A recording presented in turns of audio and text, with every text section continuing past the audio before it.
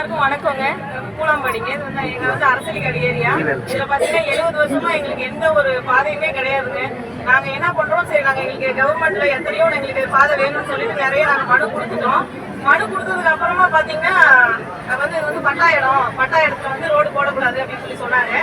நாங்க உடனே எல்லாரும் எங்க சைடு இருக்க நாட்டுக்காரங்களாம் கூடி எங்களோட சொந்த பட்டா இடத்துல வந்து நாங்க கவர்மெண்ட்டுக்கு எழுதி கொடுத்துருவோங்க. கவர்மெண்ட்டுக்கு எழுதி கொடுத்தப்போ மலர்வெளிங்கிறவங்க அவங்களும் சேர்ந்து எழுதி கொடுத்தாங்க.